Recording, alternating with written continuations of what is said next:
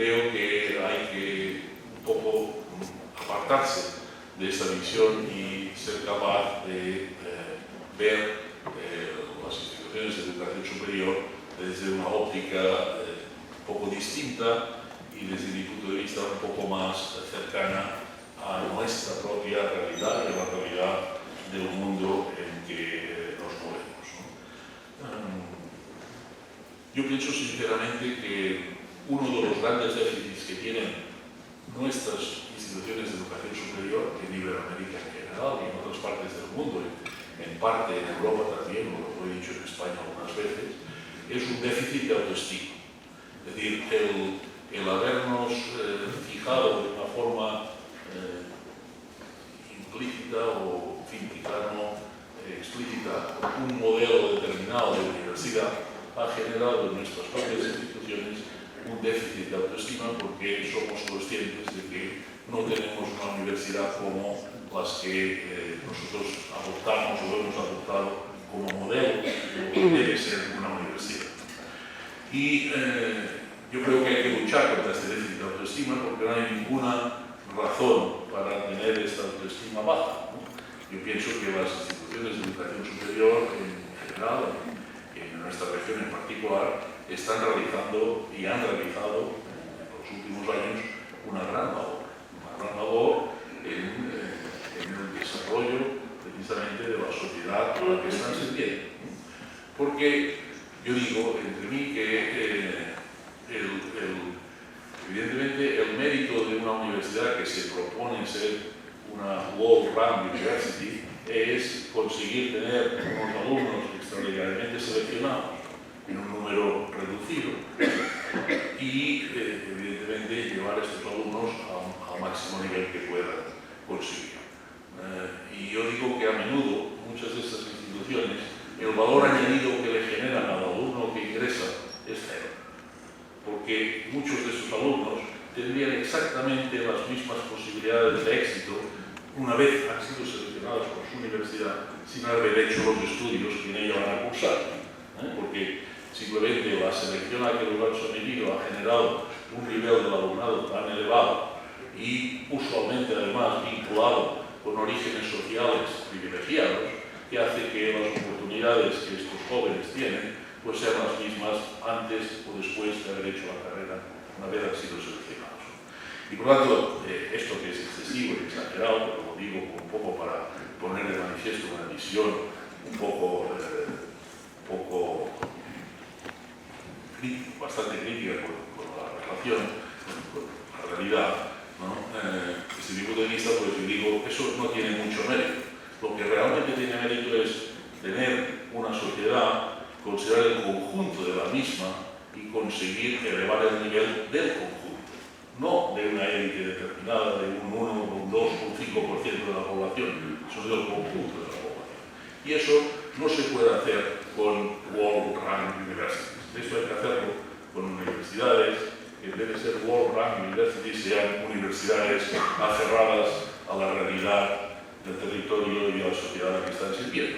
Y esto lo están haciendo nuestras universidades, lo han estado haciendo durante los 20, 50 últimos años y debería ser un motivo de incremento de su autoestima, que les permitiera hacer frente a estas imágenes y a estos retos que de alguna forma nos creamos a nosotros mismos como déficits que desde mi punto de vista no son tan graves como puede aparentar un análisis más simplista de la realidad. Yo he sido rector de mi universidad y como tal soy consciente de las enormes dificultades, no solo dificultades, sino necesidades acuciantes de cambios. Las universidades nuestras necesitan cambiar y hay que promover estos cambios y de alguna forma hacer que se produzcan y que encarrilar las instituciones hacia un futuro superando déficits actuales, algunos de ellos que vienen de largas tradiciones que en algunos casos tienen un peso negativo en la evolución del futuro que avizora, ¿no? Pero la conciencia de la necesidad de cambios no implica el que no valore extraordinariamente la labor haciendo y que se ha hecho desde las universidades en cada uno de los países en los que tienen presencia. Yo no sería capaz de señalar ningún país de Iberoamérica, de los 23 que conozco, no sería capaz de señalar ningún país en los que pudiera decir que en este país las universidades no es que no hayan cumplido su misión, sino no han hecho una labor social, de progreso y de ayuda al progreso de la sociedad. Y viene a cuento de decirlo hoy, recordarlo, porque anteayer creo que fue el 25 aniversario de la muerte de Ignacio Ellacuría, y quiero dedicarle un pequeño recuerdo a este hombre rector que dio su vida para un sistema universitario en el que nadie señala los sistemas universitarios centroamericanos como sistemas de World Round Universities, pero hay que reconocer que tuvieron y siguen teniendo un papel muy importante en el progreso de estas sociedades, ¿no? Y tienen su mérito, evidentemente, haber construido y ayudado a que estas instituciones hayan sido capaces de hacer lo que están haciendo, y ojalá podamos seguir teniéndolas y acompañándolas en su labor, ¿no? Finalmente, una última reflexión, y es que a pesar de todo lo que he dicho, yo me siento, por tanto, orgulloso de pertenecer al sistema universitario, de haberlo servido, de haberlo estado sirviendo durante 40 años, y como ven, a pesar de haberlo servido durante 40 años, no he perdido la fe en el mismo. Estoy absolutamente convencido que es algo que merece la pena, a lo que merece la pena uno dedicarle sus esfuerzos y en concreto dedicarle su vida, ¿no? Y no tengo una envidia especial por las denominadas World Round Universities. Reconozco el mérito que tienen, evidentemente no, pero eso no quiere decir que piensen que todas las universidades, la mía en particular, tengan que tener como objetivo transformarse en una World Round University. Dicho esto, también quiero añadir otra reflexión y comentario, ¿no? Y es que ni las World Round Universities, ni los sistemas universitarios que tenemos apegados a nuestro desarrollo de nuestros países, de nuestras sociedades, están en estos momentos adecuados y dando respuesta a necesidades acuciantes desde mi punto de vista del desarrollo de las sociedades consideradas desde el punto de vista global. Es decir, si una cosa que considero preocupante es que tenemos retos globales de tipo ambiental, de tipo de distribución de riqueza, de tipo de salud pública, que no afrontamos.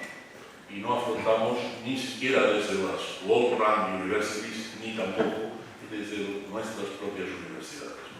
Y esto me parece algo preocupante, que instituciones como las nuestras, en las que tenemos una cierta capacidad de análisis de la realidad, pues no seamos capaces de considerar como retos propios aquellos que realmente nos presenta el mundo actual en el que vivimos. Es decir, vivimos al margen, vivimos de espaldas, y eso es grave, de un mundo real.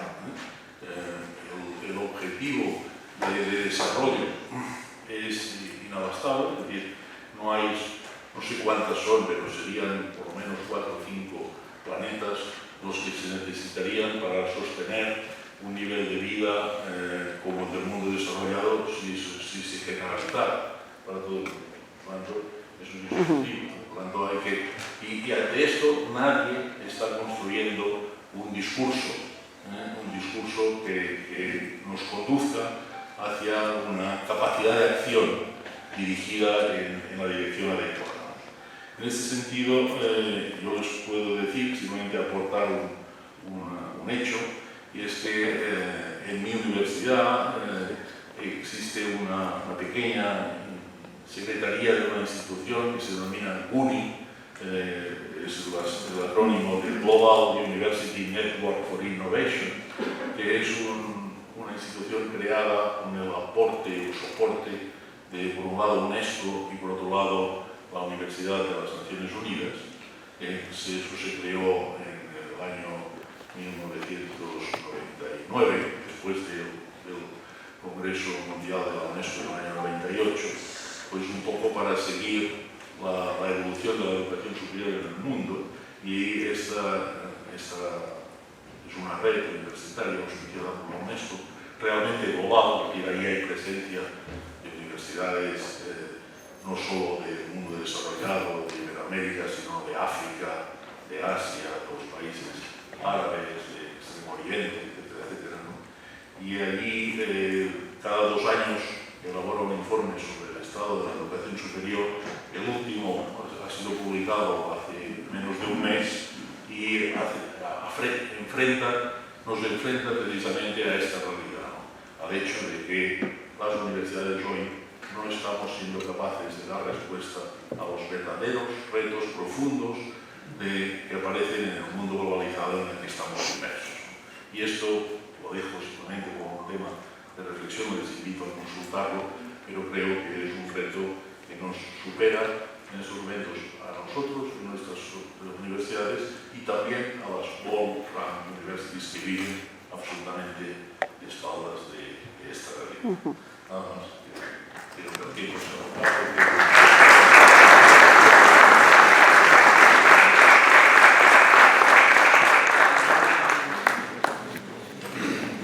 Antes de pasar a los comentarios, recuerdo que tienen unas hojas que desean hacer alguna pregunta, y hay unas señoritas, unos caballeros que pueden recogerlas a las preguntas de los comentarios. Tengo con ustedes a la doctora Rita Sala con los comentarios. Muchas gracias, muy buenas tardes a todos, gracias doctor Meyer. A ver, difícil situación, ¿no es cierto? Primero quiero comentar una cosa más personal. Yo soy universitaria, salí de la universidad, me tocó hacerme cargo del Ministerio de Educación, y una vez que terminé el Ministerio de Educación decidí volver a la universidad pensando que tenía que dedicarme a mis estudiantes, que ellos eran razón suficiente para estar ahí. Yo trabajo en la Universidad Nacional de San Agustín de Arequipa y ahora estoy metida en los líos de la reforma universitaria en la Asamblea Estatutaria. Y eso tiene que ver con una doble cosa que quiero enganchar con la exposición del doctor Pellet. Él empezó planteando el problema de la equidad. Cuando nos referimos a la universidad desde el punto de vista de la equidad, nos estamos planteando el derecho de los jóvenes, de los ciudadanos y ciudadanas al acceso a la educación superior. Y eso suena prácticamente incontroversial, ¿no es cierto? Y está probado, hay estudios que ha hecho la propia Universidad en su última conferencia de las universidades dominicanas y que Ricardo Cuenca ha ido presentando, de cómo el crecimiento de la oferta universitaria en América Latina y el Perú no está garantizando equidad a pesar de la explosión en el crecimiento de la oferta, ¿no? Se sigue encontrando muchísimo mayor acceso a los quintiles de mayor ingreso y muchísimo menos acceso a los quintiles de ingreso pobre. Pero esto contraviene en países como el Perú con una estructura productiva que no es capaz de absorber el empleo profesional masivamente. Y eso nos genera el siguiente problema. Entonces, ¿qué le estamos ofreciendo a los jóvenes, a los que les damos acceso a la educación superior, en clave de acceso a empleos de alta calidad? Y allí, repito, en sociedades o aparatos productivos como el peruano, eso se convierte en un problema serio. Nuestro aparato productivo no está en condiciones de resolver el empleo de alta calidad porque tenemos un aparato productivo muy básico. Entonces, ¿qué hacemos? Porque estaríamos en la situación que muchos han denunciado de estar estafando a los jóvenes ingresantes al sistema universitario, porque después no van a poder acceder a un empleo en la profesión que eligieron o escogieron. Eso sin contar los cruces, incoherencias que tenemos entre el empleo a los estudios y las carreras, o la oferta de estos tipos de carreras, y la demanda que está teniendo el mercado laboral de unas ciertas capacidades y competencias que no encontramos en la formación de los jóvenes o los adultos jóvenes que están saliendo al mercado laboral. Cualquiera de nosotros que haya estado cerca de una institución o una entidad que busca profesionales tiene serias dificultades para encontrar personas que puedan cubrir los perfiles y competencias que buscamos.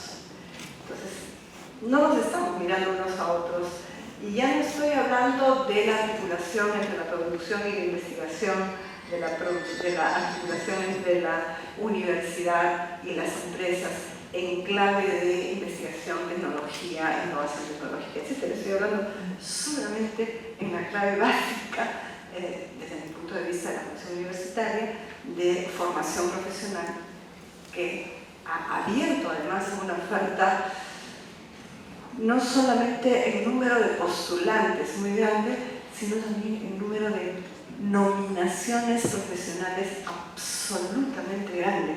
Yo no sé cuántas carreras en torno a la economía tenemos en el sistema universitario. En el peruano deben ser unas 10 o 12.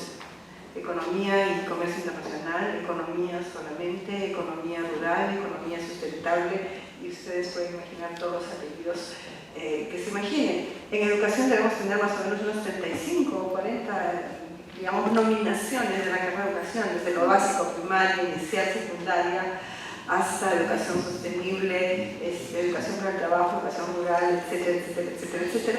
Y eso nos ha ido pasando en muchas otras carreras, en la búsqueda del famoso nicho de mercado, ¿no es cierto? Ese pedazo de mercado en el cual nuestros estudiantes, cuando salen de la carrera, van a poder encontrar empleo, o porque parece más novedosa, o porque parece más adecuada, o porque parece como una nominación de moda. Hoy día todas dicen sostenible, sustentable, en la lógica de que el medio ambiente y el calentamiento global son problemas muy graves. O los temas de conflictos o relaciones comunitarias, en la lógica que tenemos una minería que crece, y ese es un problema frecuente, pero igual seguimos encontrados. El mercado pide cosas que la universidad no produce, la universidad produce muchísimo y no sabemos para qué o por qué. Entonces ahí tenemos una reflexión que hacer en nuestro diseño de oportunidades. Autor Valle decía, creo con buen sentido, qué tipo de universidad queremos. Y aunque esta parece una pregunta de perogrullo, aunque a veces muchos estamos cansados de escuchar esta pregunta, y si otra vez vamos a pensar en qué universidad queremos, ya, ¿saben qué? ¿Qué carreras vas a seguir? ¿Cuántos chicos tienen empleo o no? Suele matar esta parte reflexiva de qué tipo de universidad queremos. ¿O para qué queremos universidad? ¿No es cierto? Sí, es que tenemos este desajuste luego entre lo que el estudiante o el nuevo profesional va a tener como posibilidad de empleo o no. Y esto se aplica, creo, exactamente igual en el Perú para lo que son ahora maestrías y doctorados. La proliferación de esta oferta ha sido de tal manera desordenada, inconsistente, heterogénea en su calidad y de poca garantía acerca de lo que se quiere lograr al respecto. Entonces estamos en lo que algún estudioso llamó devaluación académica, ¿no es cierto? Cada vez tenemos más grados que valen menos. Hace 40 años o 50 años, para acceder a un empleo, lo necesario era secundaria completa. Hace 20 años, educación universitaria. Hoy día es indispensable la maestría y estoy segurísima que mañana va a ser el doctorado. Entonces tenemos más años de universidad eventualmente para empleos parecidos a lo que fueron anteriormente. Eso nos cuestiona como sistema, como país, como sociedad, como sistemas de educación universitaria. Y otra vez, entonces, queda al costado el otro gran tema con la universidad, el de producir el conocimiento que la sociedad necesita. va quedando más o menos claro que ni todos vamos a ser investigadores ni que es necesario que todas las universidades se dediquen exclusivamente a la investigación, o que si se dedican a la investigación tiene que ser como una actividad de alta especialidad, que por lo tanto requiere centrarse y concentrarse en algunos momentos, en algunos hitos, en algunos espacios de la universidad. Pero entonces, ¿cuál conocimiento necesitamos y cómo se va a hacer la validación del mercado de nuestras universidades? Eso es muy importante. Estamos en pleno proceso y en este momento está generándose el reglamento de la Superintendencia Nacional de Educación Universitaria, la SUNEDU, y se van a ocupar del licenciamiento. Y parte de la lógica del licenciamiento es que la carrera que se vaya a crear o el programa que se vaya a crear tenga mercado, o tenga, a mí me gustaría pensar que estamos planteando que tenga sentido y no solo mercado. Y la pregunta es, ¿cuál es el mercado? ¿La posibilidad de empleo de nuestros estudiantes egresados? ¿O la posibilidad de que la sociedad consuma el conocimiento que vamos a producir? ¿O la posibilidad de que la universidad se ponga inclusive por delante de las necesidades y logre lo que el doctor Pérez decía, que es un déficit importante, que no nos estamos poniendo a la altura de los problemas del mundo y que no nos estamos poniendo, para hablar del Perú, a la altura de los problemas que el país tiene? Yo quiero recordar una anécdota de estas que salen en los libros sobre gerencia y empresa, que me pareció particularmente ilustrativa, que fue acerca de la invención de la fotocopiadora. El inventor de la fotocopiadora la ofreció a una gran empresa informática para que pudiera ponerla en fabricación masiva. Ya tenía el prototipo y estaba para masificar. Esta gran empresa hizo un estudio de mercado y llegó a la conclusión a que nadie necesitaba fotocopias en el mundo. El inventor fundó Xerox y todos sabemos que hoy en día no podríamos vivir sin fotocopias. Entonces, ¿cuánto el mercado en un momento dado nos dice lo que se necesita, o cuánto un visionario, una visionaria o una institución con capacidad de visión puede ponerse por delante de la realidad? ¿Y cómo vamos a medir, calibrar, calcular eso para la calidad de nuestras instituciones universitarias y ponerlas en la agenda del licenciamiento, en la agenda de la acreditación, en la agenda del asesoramiento de calidad? Eso es un tema que tenemos que discutir con mucha sabiduría, con mucho sentido de realidad también. Estoy absolutamente consciente que las proposiciones genéricas y utópicas pueden también evitar que logremos algo, y que es necesario operacionalizarlas en pasos, procesos, etapas, fases, y que necesitamos también algunos indicadores o estándares para saber si estamos avanzando o no, si estamos yendo en algún sentido. Pero me preocupa que nos pasemos del bando de la utopía, la lírica o la concepción genérica, al bando del número, de la practicidad, de lo que no se mide no existe. Creo que necesitamos encontrar formas y fórmulas de ir articulando ambos trabajos. Efectivamente, también nos toca entonces plantearnos la disyuntiva entre el exitismo, esto que se llama las universidades de rango mundial, o lo que nosotros llamamos alta tecnología o tecnologías adecuadas, cuando hablábamos, por ejemplo, de tecnologías para las áreas rurales o para el país en general, en países emergentes o en desarrollo. Entonces, ahí, otra vez, creo que tenemos que jugar varios juegos. Generar, proteger, estimular espacios para la locura y la innovación total, aunque no sepamos para qué, por qué. Porque de ahí salen las cosas que nadie espera, y a la vez ser muy coherentes y muy observadores y tener mucha piel y muchos sentidos abiertos para la necesidad cotidiana del día a día, del paso a paso.